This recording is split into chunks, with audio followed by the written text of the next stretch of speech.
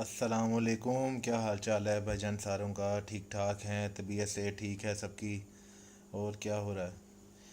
Last video का माशाल्लाह आप लोगों ने बड़ा अच्छा रिस्पांस दिया और इस शो को काफ़ी ज़्यादा अच्छा कहा। मेरा जो मियाँ वाली का एक पेयर मैंने दिखाया था उनको बहुत लोगों ने पसंद किया, तो आप सबका पहले बहुत शुक्रिया। तो बात शुरू करने से पहले जिन लोगों ने अभी तक सब्सक्राइब नहीं किया चैनल, वो सब्सक्राइब कर दें, बेल आइकन दबाएं, वीडियो को शेयर करें और लाइक ज़रूर करना है। ठीक हो गया? बदमाशी से करना है, आपका अपना चैनल है। ठीक हो गया। तो आज भाईजान हमने बात करनी है शामू असील के बारे में। ठीक हो गया। मेरे एक भाई थे, उन्होंने मुझे काफ़ी देर का बोला हुआ है, तो मैं ज़रा थोड़ी डिटेल इकट्ठी कर रहा था, तो इस वजह से जो है थोड़ा सा वीडियो डालने में जो है वो देर हो गई। तो टॉपिक है शामू असील के बारे में कि असल में शामू असील क्या चीज़ है। तो इसके बारे में आज आपको उसकी हिस्ट्री, उसका ओरिजिन, उसकी बनावट, उसके बारे में सब जो चीज़ें हैं वो आपको कोशिश करूँगा कि जितना मेरे पास नॉलेज है उतना बता सकूँ। शायद मेरे पास इतना कंप्लीट नॉलेज ना हो, लोगों के पास इससे भी ज़्यादा है, लेकिन कोशिश करूँगा जितना मुझे डिलीवर हुआ है नॉलेज या जितना मैंने गैदर किया है जो मेरी समझ से है वो मैं आप लोगों के साथ शेयर करूँगा। ठीक हो गया? तो इसके लिए जो स्पेशली थैंक्स करना चाहता हूँ, एक जापान की ही एक लेडी हैं, उनका फार्म है ऑलमोस्ट। अब तो खैर वो काफ़ी ओल्ड एजेस में है, तो उन्होंने अपनी ओल्ड एजेस के अंदर ही एक किताब लिखी थी। किताब का नाम मुझे भूल गया, the life of Shamu Aseel कुछ ऐसे करके कुछ, मुझे किताब का नाम भूल गया, मैं आपको कंफर्म करके ना डिस्क्रिप्शन में ऐड कर दूंगा। ठीक हो गया? तो वो उन्होंने एक अपनी पूरी लाइफ का निचोड़ लिखा कि मैंने अपनी पूरी लाइफ में जो शामू बर्ड से सीखा या इसके बारे में जो कुछ भी पढ़ा या जज किया, उस चीज़ के बारे में उन्होंने वो किताब लिखी है। मेरी आज ही उनसे जो थी थोड़ी सी डिस्कशन हुई थी, मेरे साथ वो फेसबुक पे ऐड है।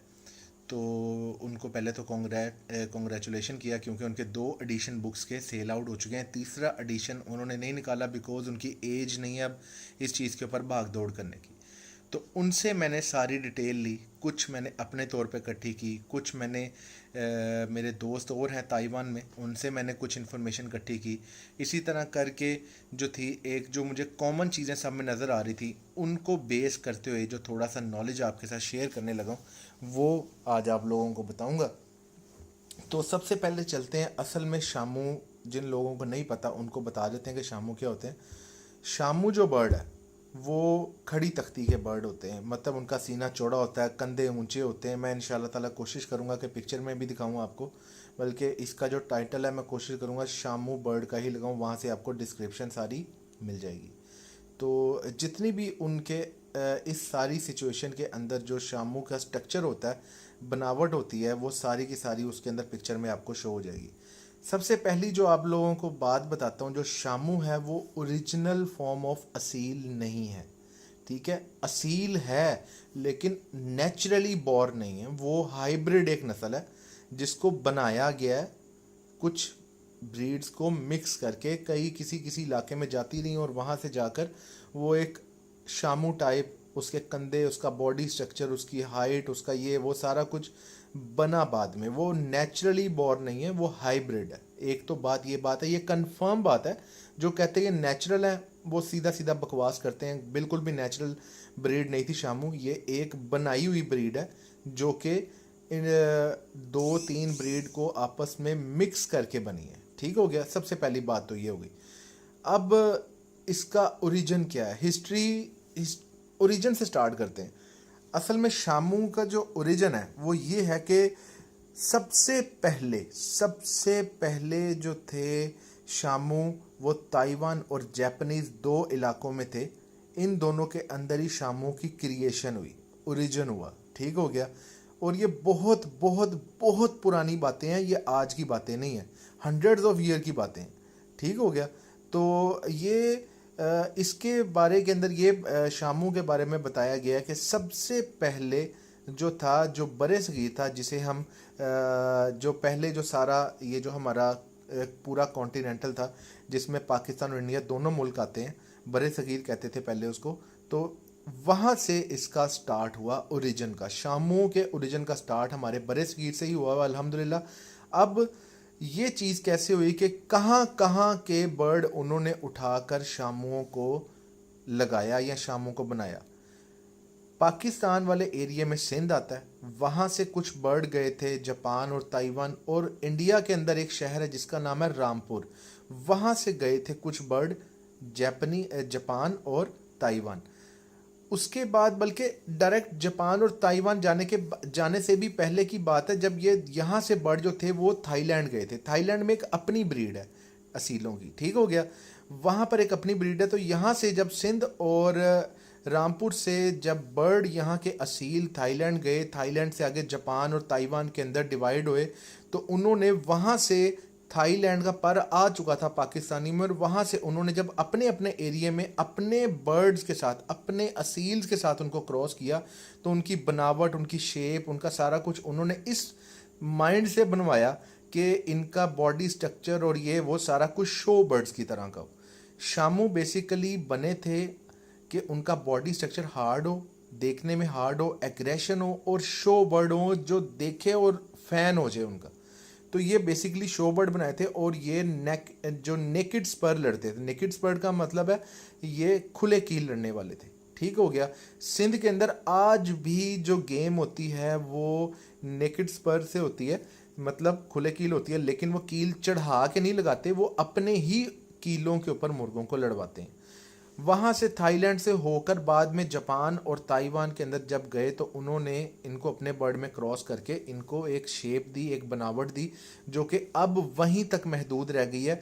अब इस सारी सिचुएशन के अंदर ये अब हुआ कैसे, कैसे बना, वल्लाह आलम, अल्लाह बेहतर जानता है कैसे हुआ, लेकिन इनका जो ओरिजिन अल्हम्दुलिल्लाह हमारे पाकिस्तान से है और इंडिया से है, ठीक हो गया। तो इस बात का हमें काफ़ी ज़्यादा मतलब कि मुझे तो फ़ख्र होता है कि जो इनके जो एंसेस्टर्स हैं पुराने, वो सारे के सारे हमारे पाकिस्तान और इंडिया से ही गए हुए हैं। तो ये उनका ओरिजिन था। हिस्ट्री के अंदर बाद में उनको शो के तौर पे इस्तेमाल किया गया, उनको शो बर्ड्स के तौर पे इस्तेमाल करते थे, कंपटीशन होते थे शो बर्ड्स के, वहाँ पे इनको इस्तेमाल किया गया, इवन इनको लड़ाइयाँ भी करवाई गई, ठीक हो गया। इसके अंदर पुराना जो थोड़ा सा मुझे जो उनकी तरफ से नॉलेज मिला है, बेसिकली वो शामुओं को असील कैटेगरी से बाहर रखते हैं, जो हमारे कॉन्टिनेंटल के जो असील है उनसे डिफरेंट मानते हैं जापान वाले और ताइवान वाले। ये मेरी उनसे डायरेक्ट बात हुई है इसलिए बता रहा हूँ, वो इनको डिफरेंट मानते हैं, क्योंकि वो कहते हैं कि ये असील तो है लेकिन इसकी कैटेगरी जो है असीलों के अंदर किसी और तरह से हम काउंट करते हैं इसको, हर असील के साथ हम काउंट नहीं करते। Shamo is different breed than Aseel, हैं असील ही लेकिन वो इसको अलहदा से ब्रीड मानते हैं, ठीक हो गया। तो ये तो शामुओं का ओरिजिन और हिस्ट्री, मेरा ख्याल है कोशिश की है कि ज़्यादा से ज़्यादा कवर कर सकूँ इस सारे टॉपिक को। उम्मीद है कि ज़्यादातर दोस्तों को इस चीज़ के बारे में समझ आया होगा कि शामू बेसिकली कहाँ के हैं। और एक मिनट, हाँ जी, तो ये हिस्ट्री और ओरिजिन उसका हो गया। अब मज़े की बात यह है, सब ये जानते हैं या जिनको नहीं पता उनको बता देता हूँ, शामू जो हैं बहुत सख्त बर्ड होते हैं, लेकिन वो थोड़े से कागजी होते हैं। कागजी मतलब उनमें फ़ाइट बड़ी ही ज़बरदस्त होती है, कमाल के फाइटर होते हैं और बहुत मजबूतियाँ होती हैं। जो पक्के पैर बना के मारते हैं वो बहुत ज़बरदस्त मारते हैं। बट इसके साथ जो थोड़ा सा उनमें ड्रॉबैक है वो ये है कि वो थोड़े से असालत में कम है। असालत से मतलब थोड़े से बर्दाश्त में थोड़े से कम है। उसकी वजह यह है क्योंकि उनको एक शो बर्ड के तौर पे इस्तेमाल कराया जा रहा था, इस वजह से उनके अंदर उनको लड़ाई की तरफ तो कॉन्सेप्ट ही नहीं था। बाद में जाके हुआ, अभी भी उनका ब्लड बेसिकली जो उनमें सख्त पैर हैं और जो मारते हैं वो सख्त, वो इसीलिए क्योंकि हमारे उनके जो एंसेस्टर हैं वो हमारे एशिया के हैं, हमारे इस कॉन्टिनेंटल के हैं, यहाँ से कॉन्टिनेंट से निकल के वहाँ पे बर्ड बने, इस वजह से उनके अंदर बहुत ज़बरदस्त लड़ाई है। बट बर्दाश्त उनमें कम इस वजह से हुई क्योंकि बाहर की दूसरी ब्रीड्स भी उसके अंदर शामिल हुई। तो ये बस आज के सारे टॉपिक के बारे में मैं आपको डिस्कशन करना चाह रहा था। मेरा ख्याल है जिस भाई के लिए मैंने वीडियो बनाई है उसको काफ़ी ज़्यादा सेटिस्फेक्शन हो गई होगी इस चीज़ से कि हिस्ट्री और रीजन क्या है शामों का। मेरे मुताबिक जितना मुझे नॉलेज था मैंने कोशिश की है कि उसको डिलीवर करूं। तो तमाम मुल्कों से, तमाम शहरों से, तमाम जगह से जो भी लोग मुझे फॉलो करते हैं, आप लोगों की सपोर्ट का बहुत बहुत बहुत शुक्रिया। और जो भी मेरा इशू चल रहा था किसी भी यूट्यूबर के साथ, तो भाई ऐसा है कि मेरे दिल में ना तो कभी कोई बात रही है और ना ही कभी रहेगी। मैं मुंह पे बात करने वाला बंदा हूँ और मैं मुंह पे बात करके मारता हूँ, चाहे वो सही लगे या ना लगे। ठीक हो गया।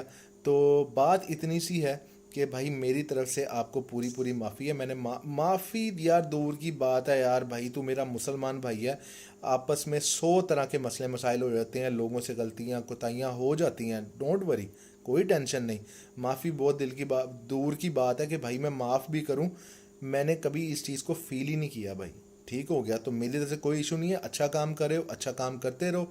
और बाकी क्या यार, बस इस टॉपिक को, इस बहस को यहाँ पे क्लोज़। मेरी तरफ से कोई इशू नहीं भाई, मेरे से जब ज़िंदगी में जब बात करोगे हंस के बात करूँगा, कभी कोई इशू नहीं होगा। और रही बात, ना तो पहले कभी आपके बारे में गलत बोला, ना ही आज बोल रहा हूँ और ना ही आने वाले वक्त में बोलूँगा। सलामत रहो, खैर से रहो। बाकी मेरे तरफ से भाई कोई नहीं, दिल में ना कोई बात है, माफ़ी माफ़ी, कोई टेंशन नहीं। तो ज़बरदस्त तरीके से जितने भी लोग देख रहे हैं इसको ठोको लाइक, बेल दबाओ और शेयर करो, सब्सक्राइब करो। लो जी, फिर अगली वीडियो में हाजिर होंगे।